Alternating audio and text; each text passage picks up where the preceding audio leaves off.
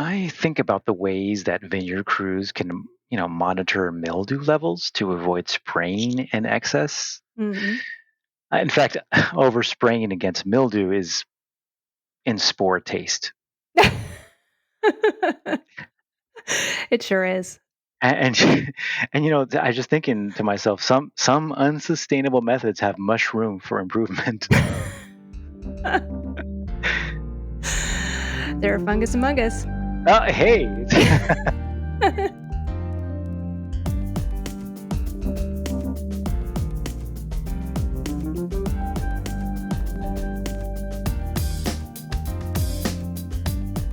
Hello and welcome to The Foretop. It's a roundtable discussion of today's hot button topics in the wine and food world. I am your host, Catherine Cole, joined by co-host Martin Reyes, MW.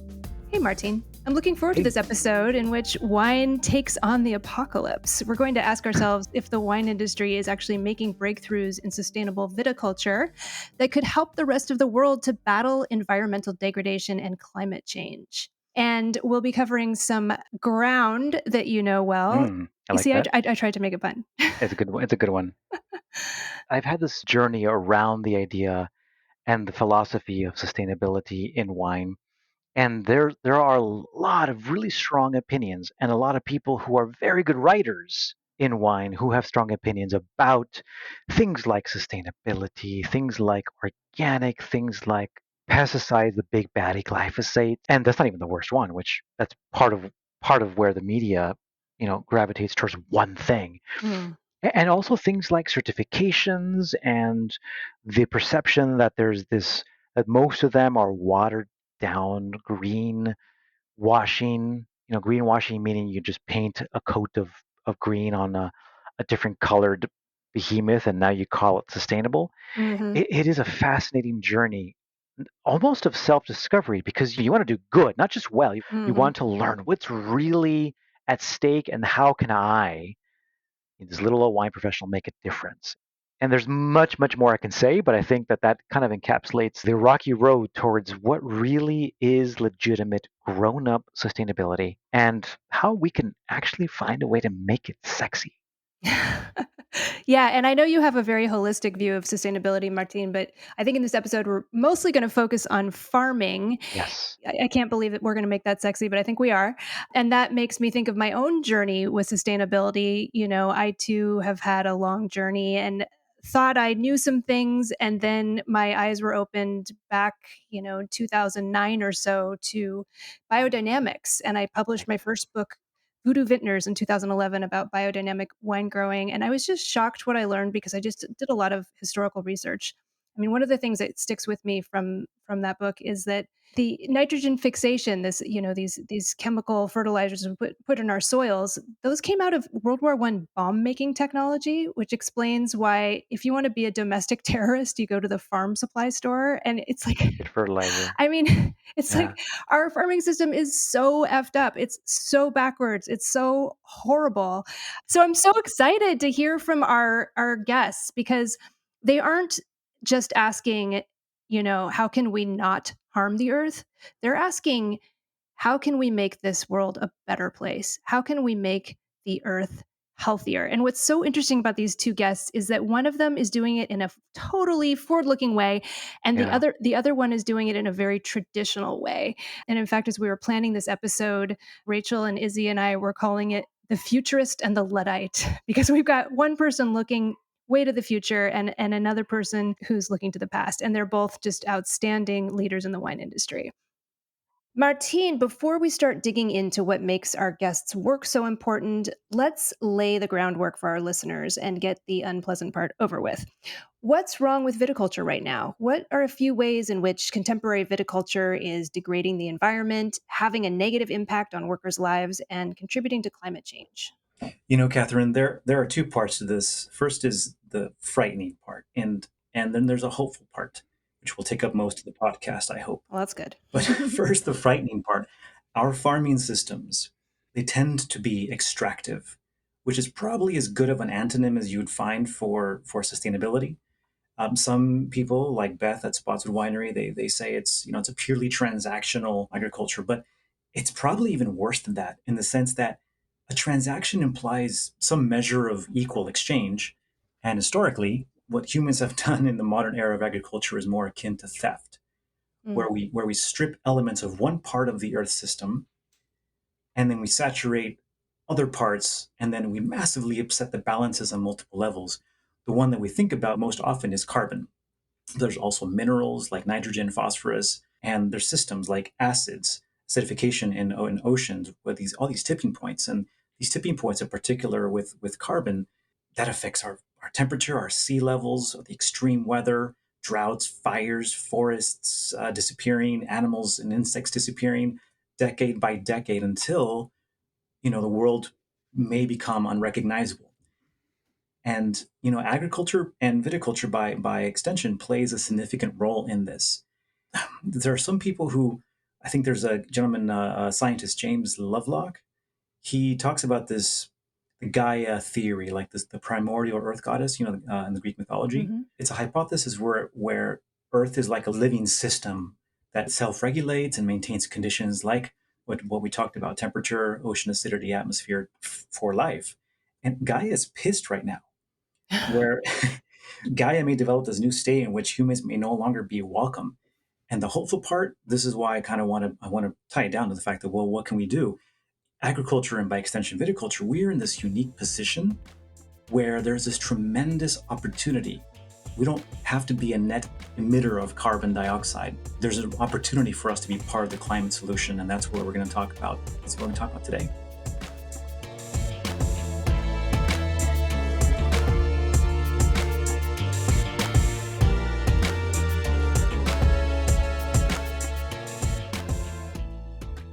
I am so excited to sit down at our virtual foretop and discuss these issues with our guests. And one of our guests today will be Carlo Mondavi. He is the Chief Farming Officer at Monarch Tractor and the vintner at RAEN Winery.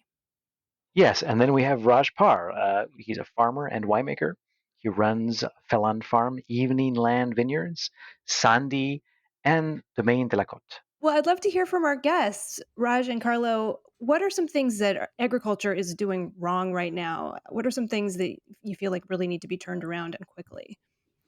It's a great question, Catherine. And right now, first off, with Monarch Tractor and just with the farming that my brother and I have been doing at RAEN, I've been able to kind of see a lot of a lot of different layers to the onion of farming. And right now, I'll just say that every farmer I talk to, whether it's the most conventional farmer or the most biodynamic, regenerative, holistic farmer, nobody wants to do anything bad to Mother Earth. We right now are in this really messed up vortex where conventional farming is economically superior to what's best for Mother Earth, and that means spraying like dangerous synthetic systemic chemicals, whether it's pesticides, herbicides, that are terrible for our farm biology, our soil microbiome, and all things downriver from it.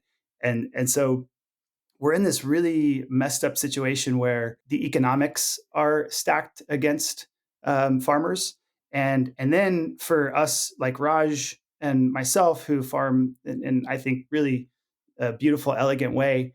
I really stress permaculture and biodynamics and regenerative agriculture. I'm 18 and a half acres. We're tiny. We don't really make a huge difference when you look at the hundreds of thousands of acres that are being farmed. But the scary thing is the notion that, there's a lot of argument around this, but the notion that clean farming, organic and beyond farming practices, because you're using these organic contact sprays, you're having to drive your tractor perhaps more, and by driving your tractor more, you might be burning more diesel, and so you're emitting a greater carbon footprint. And we're in, as a planet, a state of emergency, right? Where Mhm. we can't argue over protecting our soil microbiome and farm biology or protecting the climate. We have to fight for both. We have to get rid of our carbon footprint with agriculture, and we have to get away from these dangerous chemicals that are hurting our planet's biology. And so right now it's stacked against farmers, right? The odds are not good, but that's why I think through innovation, and that's why I actually got involved with, well, first with the Monarch Challenge, but then the solution Monarch Tractor, is that I feel that like we're in a very dark place right now, perhaps in the darkest place as humanity right now. And so we have to innovate and move quickly to get away from dangerous chemicals, get away from fossil fuel, all of that. I'm really, pleased that there are paths away from that. And that's one of the things that we've been working on at Monarch Tractor, getting away from the carbon footprint that's associated with agriculture by being all electric and being able to, migrate away from fossil fuel and farming and into renewable farming. And then by being autonomous, being able to get rid of the economic divide that separates clean farming from conventional farming. So we have to basically treat both of these with the utmost care and the utmost importance, because a healthy soil microbiome and healthy soils help sequester carbon.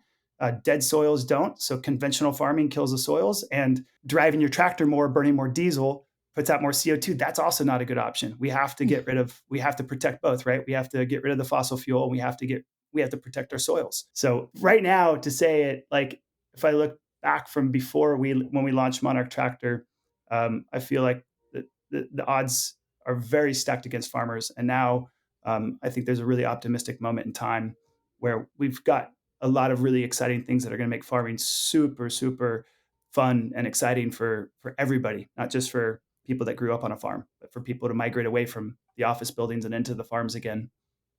Well, that is good to hear. And I love that you mentioned economic viability. We had on episode 98 a guest, Sandra Taylor. Her definition of sustainability is that a business has to be economically sustainable as well as sustainable in every other way. And that's just so important that it makes economic sense for everyone. Raj, I'd love to hear from you. What in your view are some of the biggest challenges we are facing as a planet due to the way we farm? The one I'll add is soil versus dirt.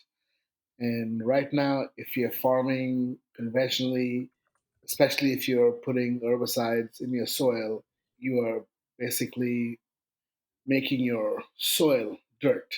You're killing Mm. everything alive in your soil. So anything is growing in those soils have no plant has no they can't take the nutrients because, for example, I mean, I'm sure we've all eaten an apple and say, "What the hell is this? It tastes like nothing." Or if you have any fruit or vegetable, it sometimes tastes like nothing, and that's because it looks like the fruit or the vegetable and it tastes like nothing because it's only a physical form. It's not nutritious, it's not tasty. Versus if you have something which is grown in either organic or in any plus plus, because even also sometimes say organic is not enough because organic is just the basic to start with. And it does have economic weight and it's not always possible, but there are ways you can change that. So the soil versus dirt thing is very important because people just think, oh yeah, I have great soil, but have you tested your soil? Have you seen what your bacterial fungal ratio is? What's good for your plants? And overarching, we are killing everything alive, all the microbes, because as humans, we are more bacteria than human cells. As we are, as we know, as our microbiome, as we learn more about what's inside us, so to say let's kill every bacteria, let's to kill, and just you might as well grow hydroponically than grow something in a vineyard or in apples or whatever the case may be. That's, I think, a very, very big part. So we have to regenerate soils, and everything from agriculture to also cows. We have so much land which has been overgrazed and there's no plan. So all these things have to come in balance. We have to manage the cattle. We have to manage how we grow our vegetables, how we grow our food, and of course, in this case, we're talking about vineyards here, and how we manage our vineyards. It all comes down to the soil. Because if we kill our soil, and then there's nothing left. There's nothing left to grow, and we're only growing things that look like fruit or vegetables, but don't taste like it.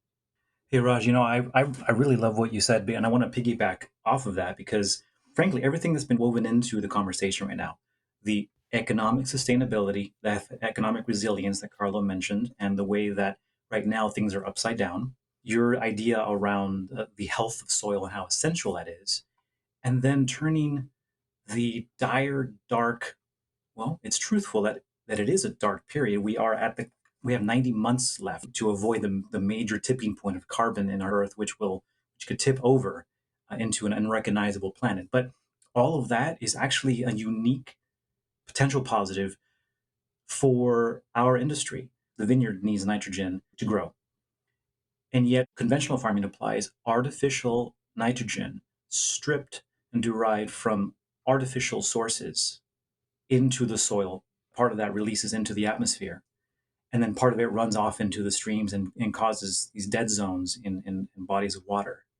It's unnatural. It tends to leach out in a very unhealthy system. And yet, if you retain more carbon and more nitrogen through things like regenerative farming, organic biodynamic practices, the soil actually absorbs the very nutrients that the vine needs without those artificial inputs. This stops the vicious cycle. It makes the soils more resilient. They retain more water. You don't need to water as much. You don't need to irrigate as much if the soil has a lot of organic material.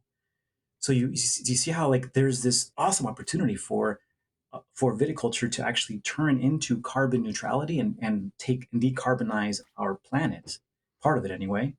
It also helps us economically as wine businesses become more resilient as farmers. That's the beauty of what we're talking about here. It is doom and gloom, but there is a beautiful solution in the wine industry, I think.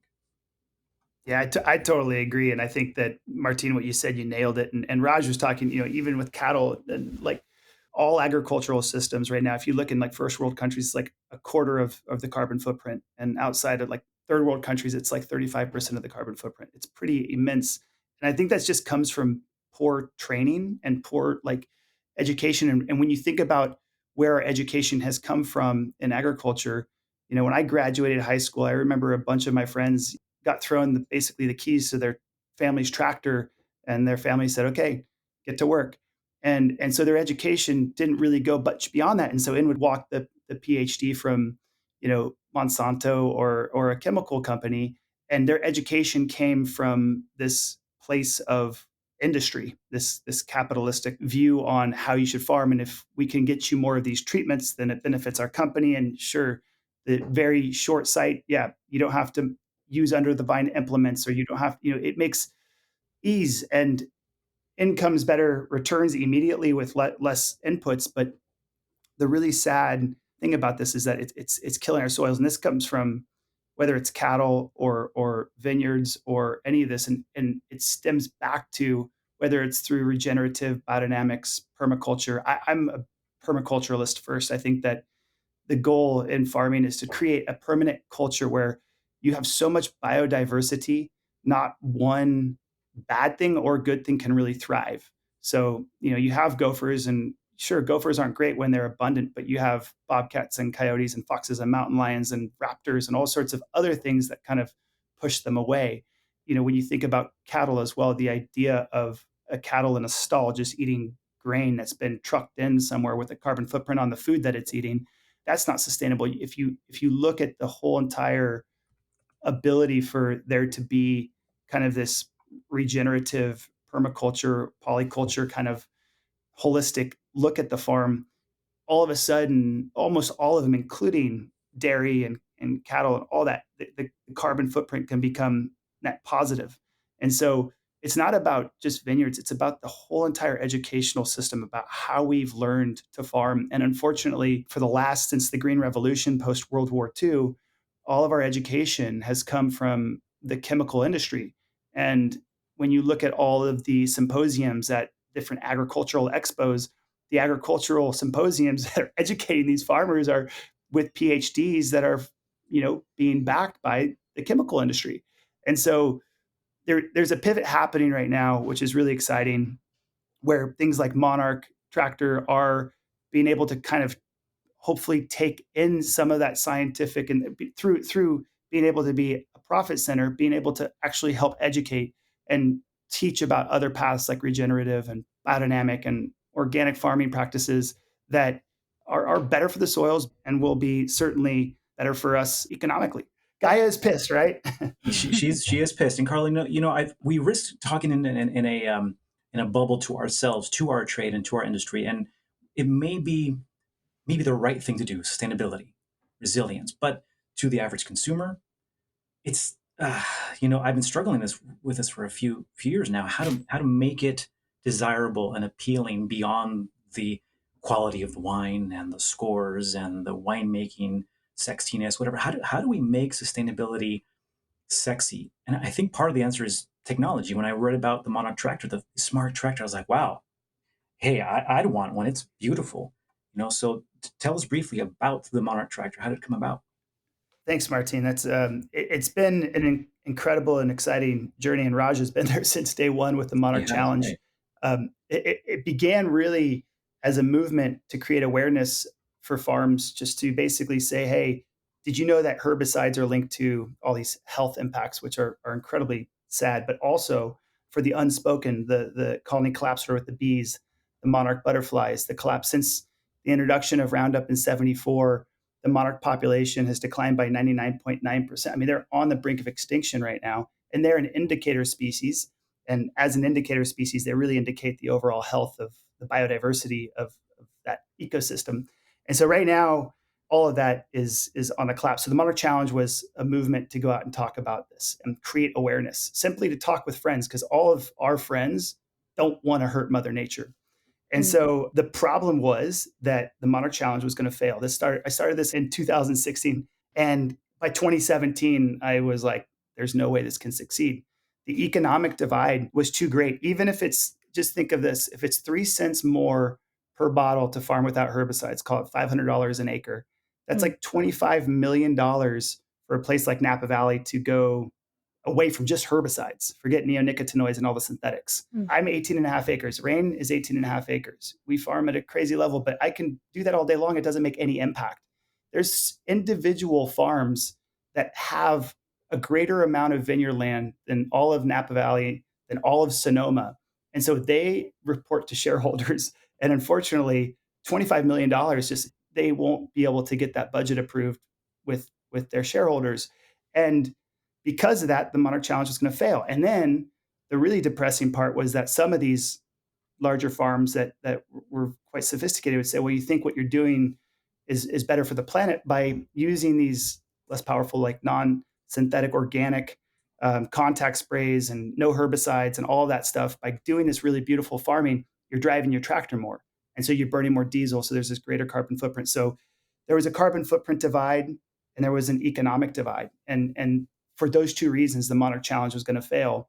And then the kind of epiphany aha moment was actually, I don't know if you guys have driven the new Teslas, but you can pop these Teslas in autonomy mode at like 80 miles per hour and they change lanes and it's ridiculous. And so this idea of, well, if you can drive an electric car at 80 miles per hour, have it change lanes, you can certainly drive an electric tractor down a vineyard row at 2 and 3 miles per hour and have it do the work, right? And then you get rid of the carbon footprint and you get rid of the economic divide, because I can be doing other jobs, or I can elevate my tractor drivers to fleet managers. Tractors are also very dangerous pieces of equipment. So Yeah, it's this, true. this yeah, and this allows for us basically to get rid of that kind of danger. Like, I don't like putting on hazmat suits, and even organic contact sprays, you have to, wear a hazmat suit. And so anyways, it allows for us to elevate the teams, protect our teams, and then bridge the economic divide that's associated with clean farming and the carbon footprint divide. And so the really sexy thing about this, Martine and Catherine, is that with this tractor, we're going to be able to make organic farming the new conventional. And then the bridge into like what Raj does with regenerative or permaculture or biodynamics that Dante and I do, it's right there within the realm. So we can start to see, instead of 18 and a half acres at RAEN and at Phelan Farms with Raj's farms, we start to see a whole state like California all the way up to Oregon and Washington being able to be organic and getting rid of these synthetics and neonicotinoids that are hurting so much of our planet's biodiversity. And then we get to see big farms create soil, not dirt, like Raj was saying. That's the genesis of it. That was the beginning of it. Little insider baseball, neonicotinoids are harmful to bees and other insects for those listening. I was just thinking, we've mentioned this a few times during this conversation, but I think that the general public doesn't realize how important this breakthrough is in terms of just, like you were saying, just the number of times a tractor goes up and down a vine row or in any kind of farm, the number of times a tractor makes that journey. You're burning fossil fuels, you're putting inputs into the soil. I love this. I love this idea. But wait a second, how much does one of these tractors cost? Oh, so the tractors are 58,000 for the 2x4 and 68,000 for the 4x4. The economics was just something we had to make it. Mark, who's one of the founders of Monarch, was basically like, if I can make a Tesla at $53,000 with all the leather interior and all the cool fixings, I can definitely make a tractor. And so this is like the tractors I'm replacing with Monarch right now cost like $20,000 more than the Monarch. So Oh, wow. it's not more expensive. It's actually less expensive. Good. It better be because we used a tractor once last year to put actually not last year in 2020 to seed. And the last year we used no tractor. I've been spraying just with the Kubota. So I'm waiting for the Monarch tractor because that's going to solve a lot of problems. Also, I've been spraying open without any, just been no mask. And never we don't use anything we need a mask for. So no hazmat, nothing, because it's just been totally open, and I can't wait for it to come and show up in Cambria. Raj's winery is like a holy, sacred piece of land. It's so amazing to be able to be on a farm where you can literally roll in the dirt, and that's where I think that idea, and also like we've talked about it, Raj, like the ability to get away from fossil fuel on our farms and to be able to even skip the grid. And our country, so the United States in 2008, around there, said we no longer want to be dependent on foreign countries for our energy. We want to be energy independent. And this allows for us as farmers to be energy independent. We can now capture the sun's energy, which creates the wind and the waves and all the tides. All that we can capture this through solar to power our farms. We can skip the grid and go to renewable farming. So it's an exciting time, and the profits that you can get by just getting away from diesel, the savings are immense. And then if you switch on autonomy, you're able to, again, save even more, depending on the scale of the farm, et cetera. But it's an exciting time. And I hope that we see more farms like what Raj is doing, being able to walk through and be in a farm where the chemicals are so, well, not lack of chemicals, we should say, are so gentle to the environment that you never have to put a mask on, right? Like it's always clean. There's an element here of a bucolic, natural, like deeply natural, not the wine speak for natural, but deeply natural oasis.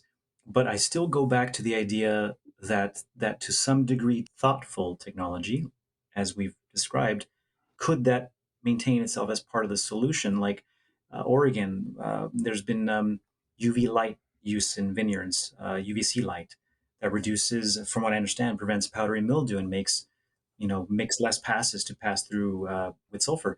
And Raj, just curious, I'm gonna throw it out there. Are you wary of any of the new technology inventions being used in viticulture?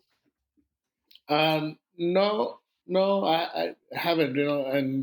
And I've been in vineyards, and we have vineyards further south from here. Cambria has to be one of the wettest places in California. Not wet. It rains, between 30 to 50 inches, but what really happens is that it's humid. It's 100% humidity every single day of the year. And the growing season, you wake up in the morning, and when I walk into the vineyard, usually in June, July, it looks like it rained because all the leaves are wet. So mildew is like mildew loves it here, and I haven't played with technology that much. The only thing I have used is spore trapping, which we've used from the beginning. But no, we haven't used any of the modern technology. I've kind of stuck with the old school idea of make your soil healthy and live with what you have, live with the media you get. And I'm sure there's some technology would definitely help, but for me, is to mimic nature, is to walk the line with nature, to dance with nature. So not to go in and cure something before it comes. Raj, can I back you up and ask you what spore trapping is? Thank you. I was gonna make sure that I did do that. That is an Yes, yeah. innovation. That is a little bit of technology. Go ahead, Raj. Yeah, spore trapping. So basically, spore trapping is trapping mildew spores. So basically, set up a little solar panel system where these little metal rods are spinning. Send that into the lab, and then they test if they have any mildew spores on them.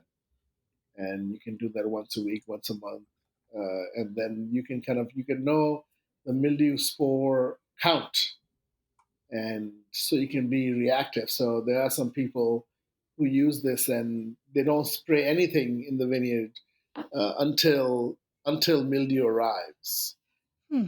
Yeah, and spore trapping can be like just the most amazing thing, because in areas where, again, that chemical agent came in and said, hey, you have to spray this every 2 weeks. If you're able to see that you don't have the presence of, powdery mildew, downy mildew, whatever, any of the mildews that you want to stay away from, if you don't have those spores present in your vineyard, you don't have to spray anything. And so this is a huge technology breakthrough from just a mildew pressure suppression standpoint. In Napa, for example, where it doesn't have the mildew pressure that Raj and I have, we're closer to the coast. But at Napa, there's areas where you don't have to spray at all year. It's crazy. And so this is kind of unveiled that for some of these farms, and it's pretty cool.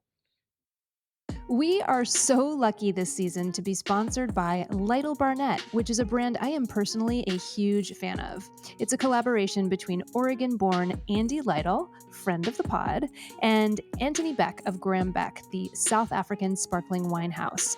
And hey, as long as I'm dropping names here, Lytle Barnett is featured in the first 2 episodes of the James Beard Award-nominated series Sparklers on Somm TV. So check it out, guys.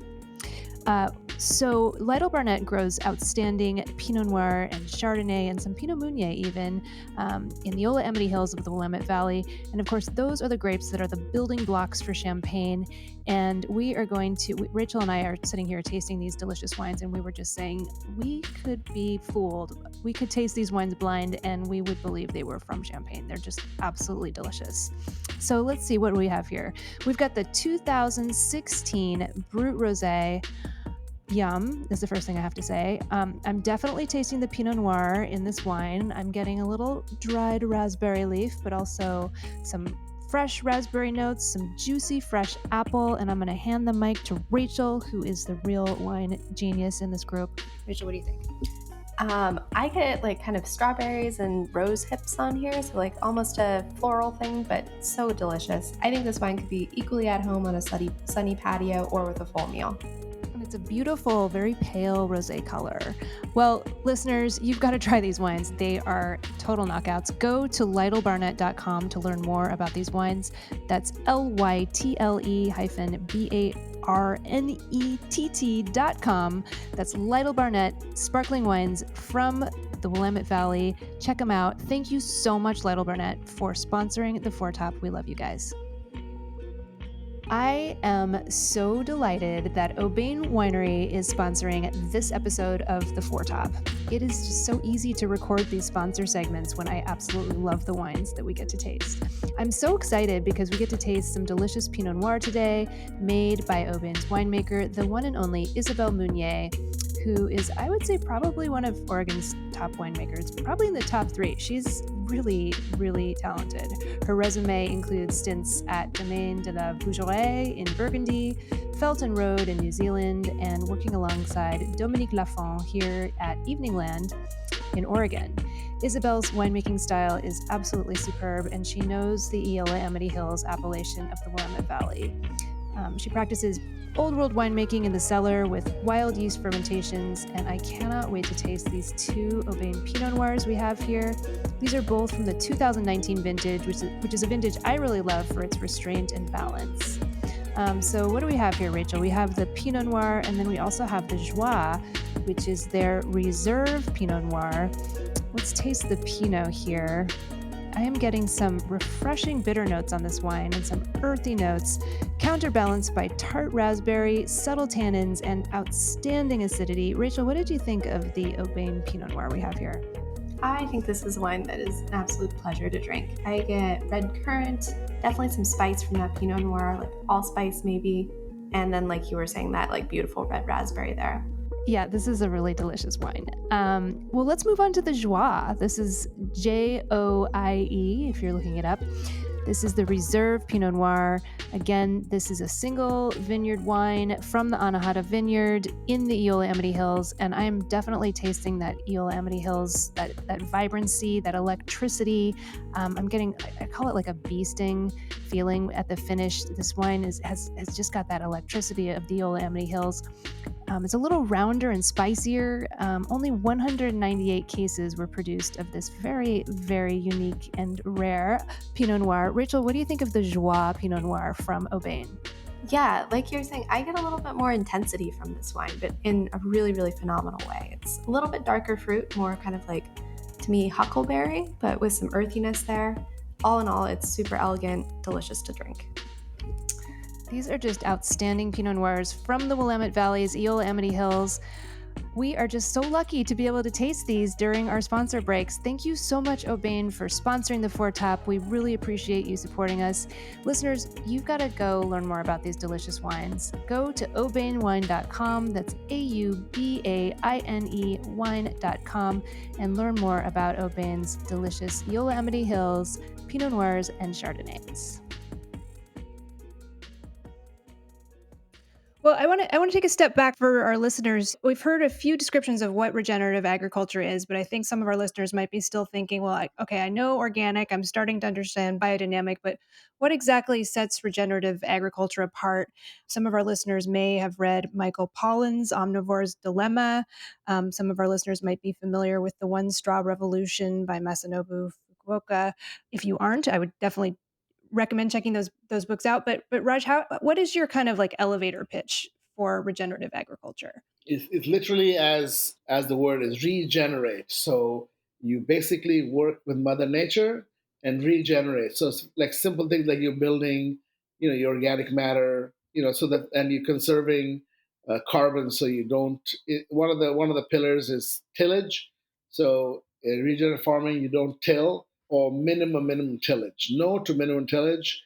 You work with cover crops. There's a lot of kind of science behind it because you actually study the soil. The big difference between biodynamic and regenerative, biodynamic has certain things you follow, certain things you understand, certain things are just a little bit more spiritual. In regenerative, it's all very, very real. So it's a lot of microscope work. You work with the soil, you work with compost. You really kind of are connected with the soil. Of course, it is organic, so there's no synthetic inputs, and it really is something that you really build your soil.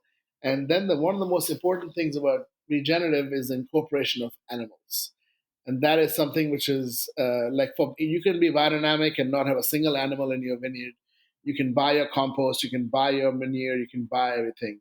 That's the big difference. And kind of when I started Feed and Farm, that was the big step. It's like, am I going down the biodynamic route, or am I going down a route that is more sustainable for where I am? And you're also returning to this kind of historic model that we as wine lovers kind of think about. We think of it as a sort of platonic ideal back in the day when each family would have their own farm and they would grow a few rows of vines, and then they would also have animals and they would use the animals' manure to fertilize their vines. And it was just this holistic, self-contained system that just continued to produce quality fruit year after year, but they also were growing vegetables and other things. And it seems like we have all sort of acknowledged that as we've moved away from that to a more corporate form of farming, it's harmed the earth. I love that this style of farming involves animals because it's a more complete system, isn't it? Yeah, totally. And it's something very connected. I mean, anyone who does regenerative farming has to be there. You can do biodynamic farming and you can literally order every spray and it can show up and someone can do it for you and you can walk. You're not supposed to, just to be clear, you're supposed to actually have the animals, but then no one really does that anymore. But No, go ahead. but if you look, I mean, again, I'm nothing against biodynamic. I follow lunar calendar and all the good stuff. The reality is, okay, regenerative is first of all way cheaper to do regenerative farming than you have to buy nothing. You basically buy seeds. You need to have animals incorporated, and yes, you have to learn about animals, but it's something you can be really connected with. I mean, really, you cannot call it in. You have to watch things carefully because also you have the social welfare of the people who work with you. That's one of the pillars of the certification, and also animals. You know, you got to treat your animals with care. In my case, all my animals are working animals. I don't you know, sell them or I don't eat them and that kind of stuff. But whoever starts this has to be into it. Can't it's something you can't call it. Agriculture has been transactional. It's broken. We're messing with the cycles and the systems of the earth in fundamentally artificial ways. And they may be initially short term, transactionally cheaper. They're long term, their cost is astronomical, and it threatens really our culture, our stability. And things like regenerative agriculture, when you think about it, is the way things used to be. Organic was the way things used to be. We didn't have these artificial inputs, whether they're herbicides, pesticides, or fertilizers. It all came through the land that we would farm, we would nurture, we would cultivate, and it was a relationship that we had. If that goes through the whole system, when we incorporate human ingenuity around the thoughtful technologies like the Monarch Tractor, like the UV light potentially, like other things, incorporating them into the elements that Raj just championed right now, that is what gives me hope. That carbon and nitrogen and phosphorus that are needed by the soil come through it through regenerative, through authentic, through natural ways. And that's the beauty of what's possible here. I think that retains its sexiness, its appeal to people who drink wine. And Catherine said it the best. I still find this fascinating. This quote she said that wine is a gateway drug to environmentalism. I pay him to say that. No. That's a really good statement because I mean the thing is it's pretty amazing, and Carlo can jump in, and you guys also probably know the same facts because there's so many amazing wines out there, chateaus and domains and whatever call them, which charge real money for wine, real money, and have still not gone down the organic path, which blows my mind. That if you're charging 200, 500, $1,000 a bottle for a bottle of wine, how on earth can you not spend I mean, organic farming is lightly expensive. It's not going to regenerative in the long run will pay off 10 times over, guaranteed. Because there's nothing you don't add you don't buy anything. You know? I mean, you might have to buy a compost tea brewer or biodynamic. You might need to buy a dynamizer, but you're not buying stuff. So that blows my mind. And since wine is consumed at a high level, the consumer has a choice okay, you know what? If I'm not seeing the right farming, I'm not going to drink the wine. Now, that is a choice everyone has for food and for wine. But really, at the high end, why isn't the top producers of the world, why have they not accepted and the consumer can make the choice? Mm-hmm. There's vineyards, like you're saying, Raj, that I've walked in like all around the world, from like the greatest vineyards of Burgundy to Champagne to Piedmont to Sonoma, Napa, Santa Barbara, Oregon, and you're just blown away that these vineyards are being treated so poorly. And I think it all stems from education. And then in some instances, sometimes those vineyards are connected to huge conglomerates that you would never expect, and they just get plugged into the same 101 kind of dogmatic farming practices that are super conventional and terrible for planet Earth. But I think it all comes down to, I hate to say it like this, but like economics, unfortunately, like we have to make what is best for our planet, best for our pocketbooks as farmers. And otherwise, Raj and I and our friends that are farming like we are we're not going to make a single dent in the planet, because unfortunately it's these huge farming organizations. They have huge chemical contracts. It's so depressing. But I have to say that on the table and with the platform that we have at Monarch, there's this ability to get to a place where organic farming is the new conventional. There's no longer synthetic chemicals being sprayed on any farms.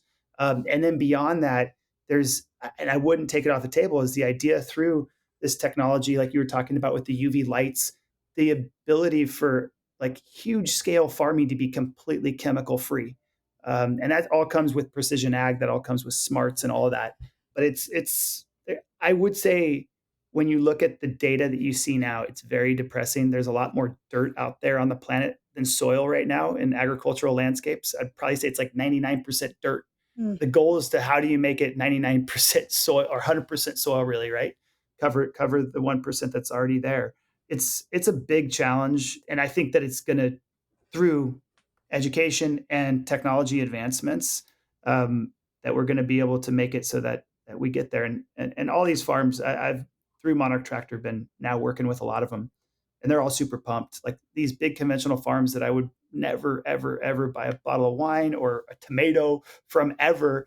And now I'm saying, wait, okay, like they're open to this perspective. Nobody wants to do what's bad for Mother Earth, to Mother Earth. They want to do good. So it's just about us scaling up and developing this technology and getting it out there. And so that's our biggest challenge right now. Oh, thank you. I want to thank both of our guests for leaving us on this positive note. We do have to wrap up, but I'm feeling really positive about the Monarch tractors. I'm feeling really positive about regenerative agriculture. I feel like we've got our arms wrapped around this, and there is a way out of this very dark place we're in right now. That can be appealing to our wine drinkers and to our audience. Yeah, It can be. absolutely. It has to be. But alas, it's time to move on to our dessert course, or happily, I should say, where we go around our four top and each of us shares something that we have been enjoying this week. Martine, why don't you start us off? What is your dessert wine course this week? Sure. Yeah. I'm going to do I just had it for lunch today, and you may have heard of Huel, Huel. It's like a protein, natural or plant-based kind of thing, and they have these new hot and savory plant-based instant meals that give that give you supposedly all these nutrients that you have. It's packed with all these minerals, et cetera, et cetera.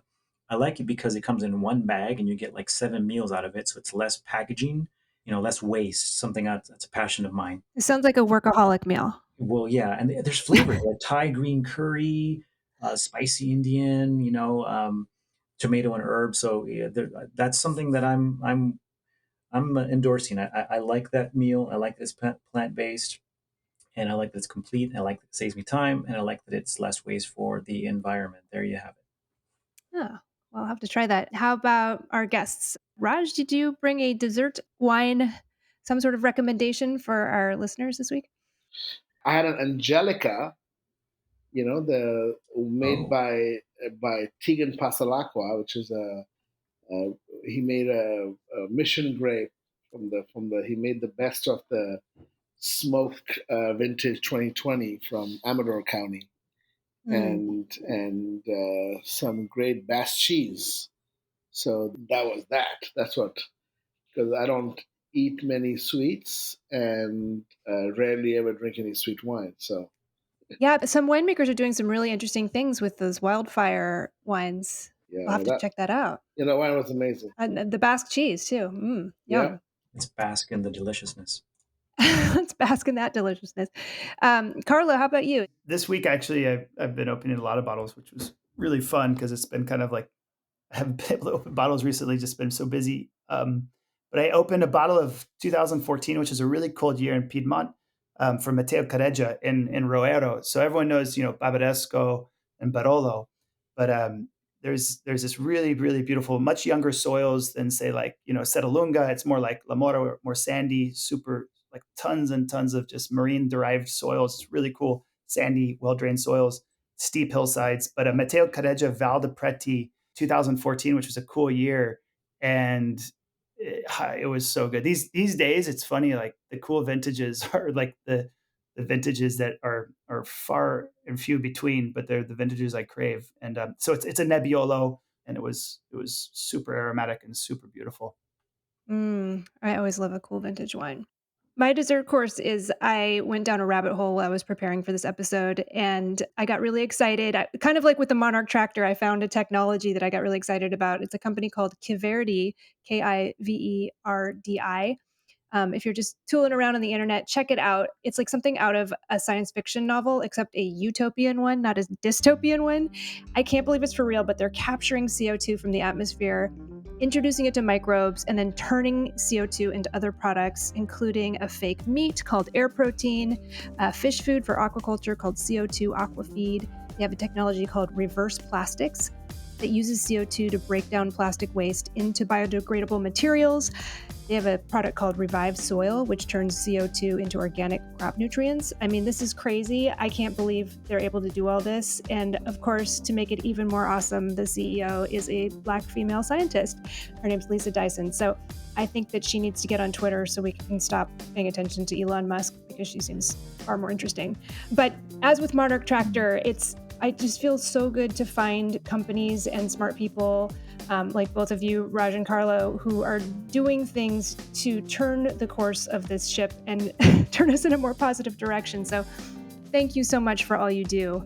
It has been a real pleasure speaking with you. Thank you. It's been a pleasure speaking with you. Thank you so much. This has been the Four Top Podcast. Catherine Cole is our executive producer, Izzy Kramer is our senior producer, and I'm Keelan King, sound supervisor. We are also assisted by audio editor, Michelle Richards, our production assistant, Rachel Grossman, creative assistant, Lex Rule, and editorial assistant, Nick Toole. Please visit our website, thefourtop.org, to learn more about us, listen to back episodes, reach out to us on social media, and purchase books written by our amazing panelists. And if you have not already subscribed to The Four Top on iTunes or Spotify, please do so and leave us a rating. Stay safe out there, and thanks for listening.